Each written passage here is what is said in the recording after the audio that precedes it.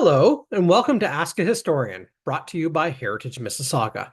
I'm Matthew Wilkinson, your host and historian with Heritage Mississauga.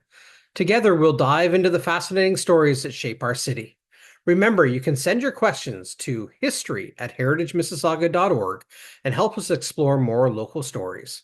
Don't forget to like, subscribe, and follow us, and stay connected with Heritage Mississauga's programs and events. On today's episode of Ask a Historian, we will share in the exploration of some local history inquiries that we've received. I hope you enjoy the journey. Our first question this week is from Robin, and the question is, as I drive by the construction site for the new Mississauga Hospital, I am curious where our first hospital was and when. Thanks.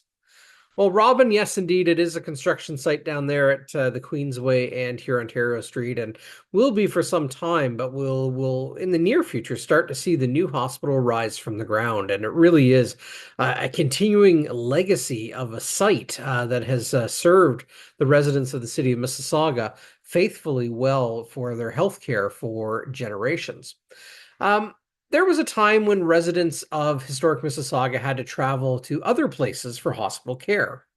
We have mention of babies being born in the Cooksville House Hotel where a doctor would attend rather than have an expectant mother travel farther afield. We made mention, we have explored also the first hospital in Peel County, which was the Peel Memorial Hospital in Brampton, and it opened in 1925. But you're asking about Mississauga, and indeed, yes, Mississauga has a history of hospitals of its own. But for a number of years, it was the hospital in Brampton that our early residents went to. The first hospital in Mississauga was originally known as the South Peel Hospital, and it opened in 1958. And in case you're wondering, it's the same location that you're talking about today, just a little bit immediately to the west of the current construction location. Stepping back in time a little bit, just there was interest in establishing a hospital in historic Mississauga as far back as 1946. Interest and resident pressure had been growing leading up to 1952, when a 16-year-old student en route to a Toronto hospital tragically passed away. The prevailing sentiment was at the time the student may have lived if the hospital were closer. In 1952, the Port Credit Rotary Club and the Credit Valley Lions Club joined together to raise the initial funds for a 55-bed hospital, coining the name South Peel Hospital. Residents voted in favor of building a hospital on December 12, 1953, and after a review, the Ontario government approved the building of a larger 115-bed hospital in early 1954. In 1955, the hospital auxiliary was formed with Augusta Adamson as its first president. A $2 membership fee drew 1,700 members, and a sewing group formed supplying all linens to the hospital. The official sod building to begin construction took place on Friday, April 13th, 1956. Yes, indeed, they did it on a Friday the 13th. And it was in a farm field at Center Road and Upper Middle Road. Today, that is known as Hurontario Street and the Queensway. Some 44 residents representing all the schools in South Peel participated in the sod turning. The cornerstone for the new hospital was officially laid on May 30th, 1957 by Lieutenant Governor Braithwaite. The South Peel Hospital admitted its first patient, Ann Beattie, on May 19th of 1958. Over the years, the hospital has undergone several expansions and additions. In 1964, in 1968, and 1983, amongst others. On January 2nd of 1970, the hospital was officially renamed the Mississauga Hospital. On April 1st of 1998, the Mississauga Hospital and the Queensway General Hospital in Etobicoke merged, at least on an interim basis, and the new organization was called the Mississauga Queensway Hospital. At ceremonies on October 6th of 1998, the hospital's new name, Trillium Healthcare, was unveiled at events at both the Mississauga and the Etobicoke locations. In 2011, the Trillium Healthcare merged with the Credit Valley Hospital to form the Trillium Health Partners, and the former South Peel Hospital is once again called the Mississauga Hospital. Since 1958, the Mississauga Hospital has been on the front lines of healthcare in our city. We can look to the many challenges they have faced, including ourselves as residents, such as the Mississauga train derailment and evacuation in 1979, and of course, during the COVID-19 crisis. The hospital has provided and continues to provide a beacon of light, hope, and care for countless patients and their families in their darkest hours. Well, as we look forward to the next chapter, as we see it start to slowly rise from the ground, we can rest assured that Mississauga Hospital would continue to care for the residents of the city of Mississauga. Even though it was originally known as the South Peel Hospital, and it does cater largely to the southern part of our city. Of course, we have in the central part of Mississauga the Credit Valley Hospital, but together they are really the front line of our healthcare here in Mississauga. To expand a little bit on the story of the Mississauga Hospital and its history having been built originally in 1958, we thought we'd have a little bit of an add-on to your question, Robin, and we're going to explore a person. That is the who was dubbed the Hospital Queen, and we're going to be looking at the story of Augusta Adamson. In 1992, the government of Canada designated October as Women's History Month. And back then, when we were writing articles, one of the first people that we highlighted was the story of Augusta Adamson. Charlotte Augusta Adamson was born on June 17th, 1906, in Winnipeg, Manitoba, to his honor, Judge Angus Lorne Bonnycastle and Ellen Mary Bolton. Augusta was a descendant of both the prominent Bolton family of Toronto and of Lieutenant Colonel Sir Richard Henry Bonnycastle, commanding officer of the Royal Engineers of Upper Canada, from 1837 to 1839. The Bonnycastle and Bolton families had a long list of notable members with careers in the military, the legal profession, education, and politics. In 1931, Augusta married Anthony Patrick Cothra Adamson in Chelsea, England. Their honeymoon included visits to Holland, Denmark, and Russia. Augusta and Anthony would have 3 sons, Adrian, Inigo, and Jeremy. Both Augusta and Anthony came from fairly well-to-do families. Anthony was descended from the historic Cothra family of Mississauga, and Anthony once stated that they were relatively successful in the inheritance business. During his varied career, Anthony himself was a university professor, a town planner, and a local politician. He served as chairman of the Ontario Arts Council and with the National Capital Commission, the Ontario Heritage Foundation, the Architectural Conservancy of Ontario, and many others. He was also a past reeve of historic Mississauga.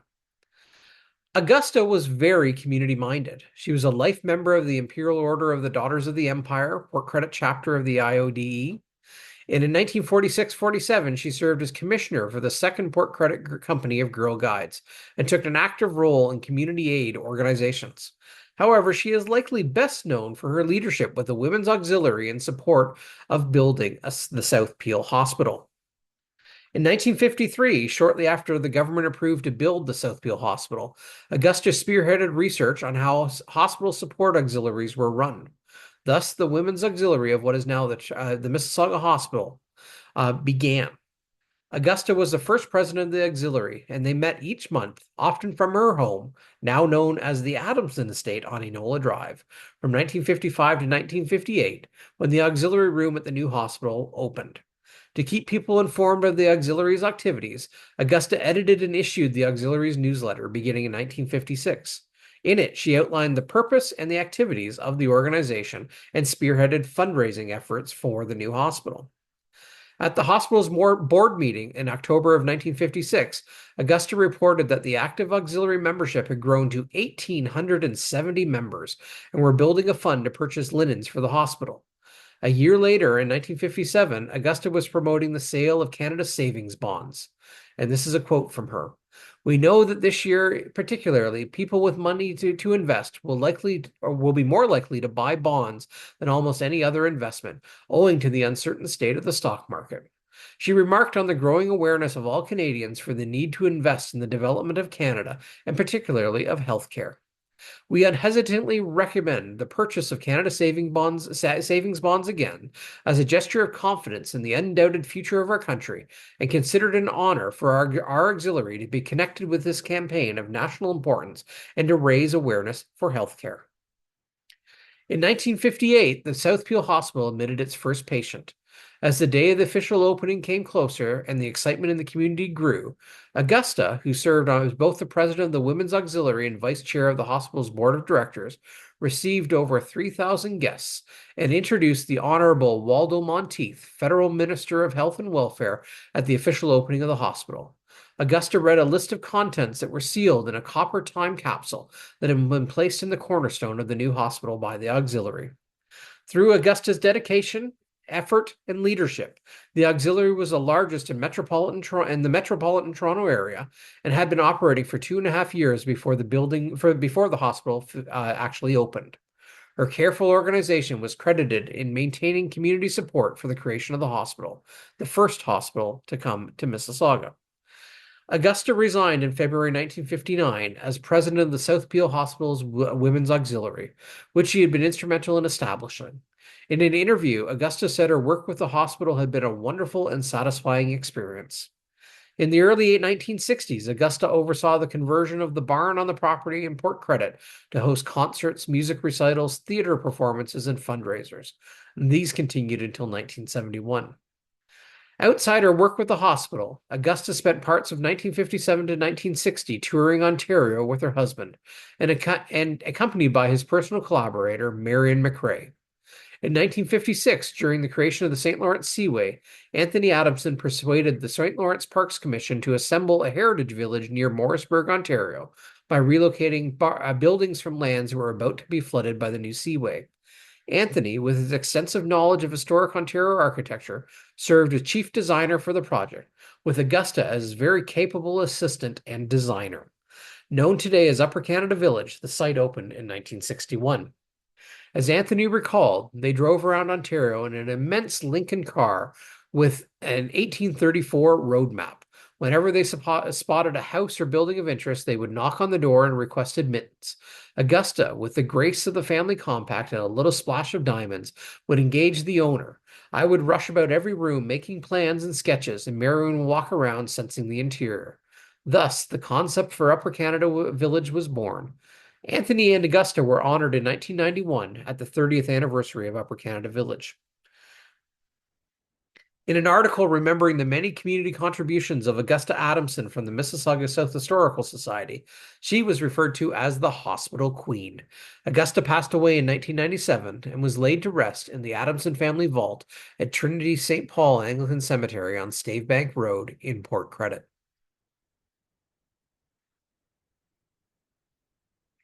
Our next question today is from Dave, and he said, I found a postcard of something called the Queen Elizabeth Lodge in Port Credit. Where and what was it? Fascinating, Dave. We actually have explored this topic in writing before, but it was relatively unknown to us several years ago as well.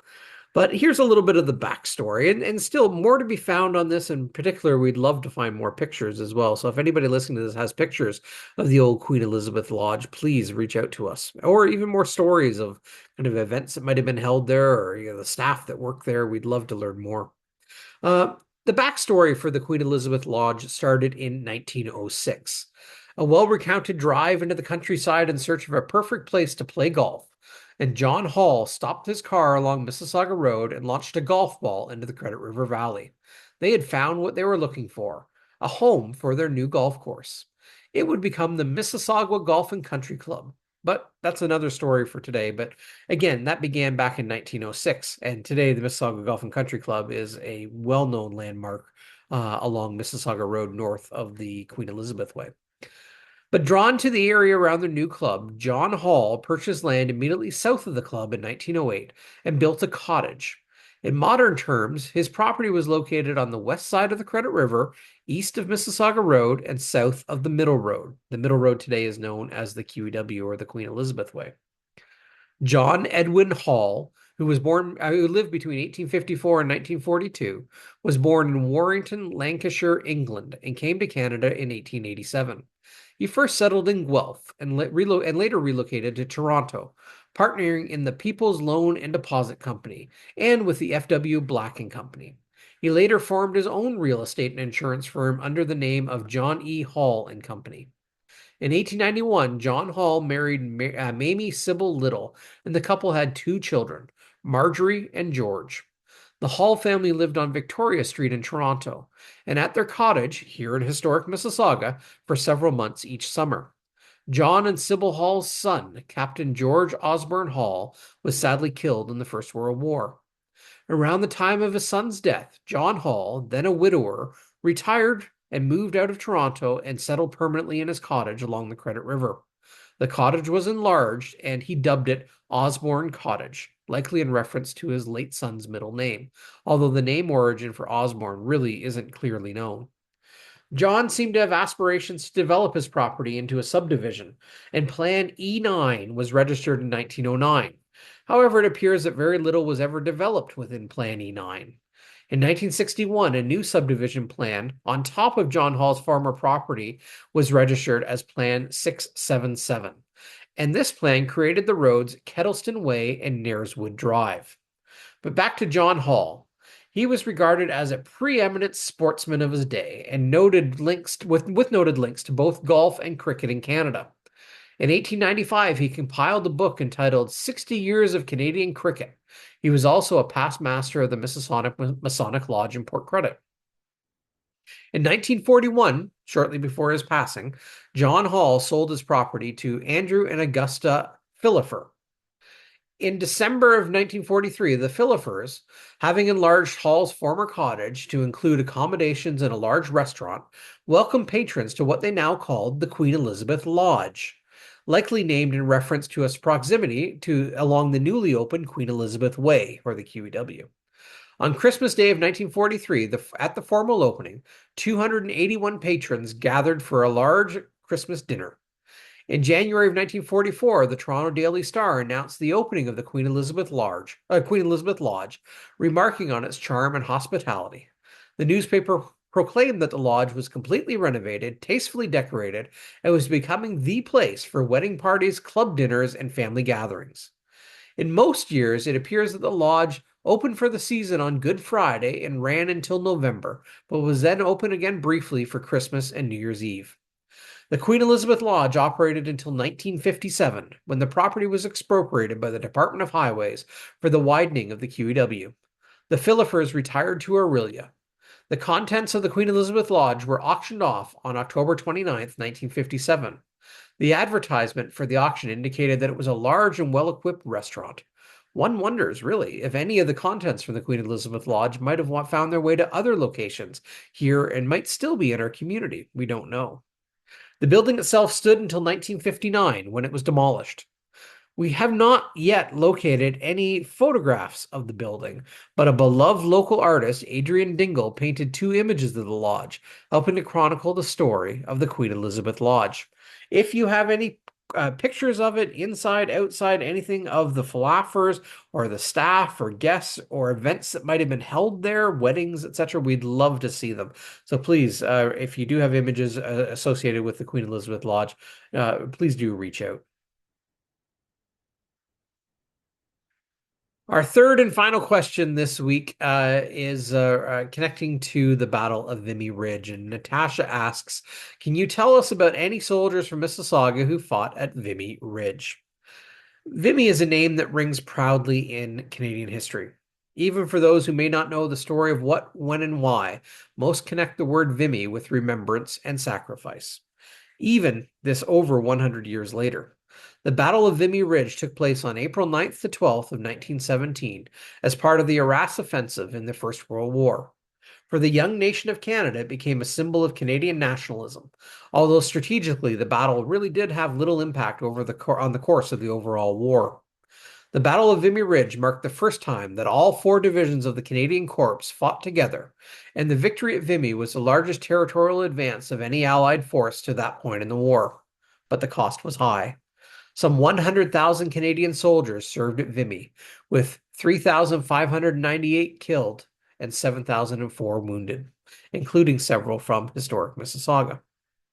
As part of the Allied offensive in the spring of 1917, the Canadian Corps were assigned the German-held strategic high ground at Vimy, coordinated with British and French attacks elsewhere along the German front. Early in the war, both British and French attempts to take the high ground at the ridge had failed disastrously. The Canadian Corps made the most of the months leading up to the offensive, with extensive planning. The area around Vimy became busy, militarized, and an industrial zone, with thousands of soldiers rehearsing the coming attack on the ridge, and thousands more working in infrastructure supports, such as building roads, railway tracks, tunnels, and trenches. Most of the work and the movement of troops was done in the darkness of night to avoid being seen by the enemy. Many of the soldiers were sheltered to the west in the towns and tented camps, while thousands of others were housed underground in old chalk mines or souterrains. Food supplies, water distribution, and the communications had to be methodically planned. Even a sawmill was established to meet the need for lumber for construction projects to support the growing army. These would have included the Canadian Forestry Corps, which famously are also connected to the Number 2 Construction Battalion, which was Canada's all-black battalion that served in a support capacity in the First World War. In the weeks leading up to the battle, Canadian soldiers raided German positions to gather intelligence, while aerial reconnaissance scouted enemy trenches and machine gun placements. Underground tunnels leading towards the German lines, called subways, were built, designed to bring many of the attacking Canadian soldiers out safely and closer to German lines without having to cross wide areas of no man's land. Casualty clearing stations were also established. A large-scale map of the ridge was created for training, and the attack was rehearsed over and over again. Soldiers were given detailed information on German positions and terrain. Command on the battlefield was spread amongst the troops so that even with the loss of officers, the attack could continue. Soldiers and non-commissioned officers were encouraged to think for themselves. New artillery tactics were also employed at Vimy, including the execution of what was called the creeping barrage, sustained artillery fire in front of advancing troops, aimed to protect their advance and to force German troops to seek shelter in their bunkers. More than 980 heavy artillery pieces were employed at Vimy. In the week leading up to the attack on April 9th, more than 1 million artillery shells poured down on German positions. The artillery bombardment continued until the evening of April 8th. At 5:30 a.m. on April 9th, Easter Monday, the attack began, behind the curtain of the creeping barrage. Some have called this wave of the Canadian advance the Vimy Glide. Attacking soldiers were expected to advance 100 yards every 3 minutes to keep in time with the artillery fire, but not to outpace it. Every 3 minutes, the artillery would aim a little higher, advancing the shell fire in front of the attacking troops. The exploding shells sent plumes of dirt and shrapnel into the air with each impact, leaving massive craters behind. The plan for the advancing soldiers was fairly simple. Move forward, never stop, never race ahead. Falling too far behind would mean possible exposure to German machine guns, while getting too far ahead would put them in danger from their own artillery. By all accounts, the attack plan was executed perfectly and with stunning speed. Within a few hours, the main part of the ridge was in Canadian hands, including the strategic points of Hill 135 and the village of Thelis. The entrenched German position on Hill 145 was captured on April 10th, and finally, on April 12th, Hill 120, also known as the Pimple, fell to the Canadian Corps. The German army withdrew, and the Battle of Vimy Ridge was over. Newspapers in Canada hailed the success of the Canadian Army at Vimy, and it was seen as a unifying symbol at home. Canadians from across the country fighting together for the first time and achieving a great military success on the world stage. Although most of the other parts of the larger Arras offensive failed, in Canada the Battle of Vimy Ridge stood out as a moment of national pride, while also connecting to those at home with a sense of connection through loss. Canadian soldiers would continue to serve and distinguish themselves throughout the remainder of the war, and while many major successes for the Canadian Corps were seen later at Hill 70, at Lens, Amiens, and Cambrai, Vimy stood out in the public consciousness here at home. Among those who served at Vimy from historic Mississauga and are 7 known to be killed and 11 wounded from historic Mississauga. Those who fell at Vimy include Private Dennis Anger of Arundel, Sergeant Thomas Cartwright of Arundel, Private Joseph Clark of Streetsville, Private William Kidd of Clarkson, Private Eli Rossiter of Clarkson, Private Jack Young of Clarkson, and Private James Fawcett of Streetsville. Captain Reverend George Petrie Duncan of Port Credit was the chaplain for the 2nd Canadian Brigade at Vimy. He later wrote a report on the battle, and in it, after reviewing the battlefield, he wrote, Evidence of the bravery of our men could be seen all around. It has been a privilege to do little things in the great advance. Well, thank you for joining us once again this week for our episode of Ask a Historian. We appreciate you spending some time with us here. Please like, subscribe, and follow us and stay up to date on new episodes and all the programs we have going on and events coming up at Heritage Mississauga. And we hope you'll join us next time for the next episode of Ask a Historian for more fascinating stories of Mississauga's history.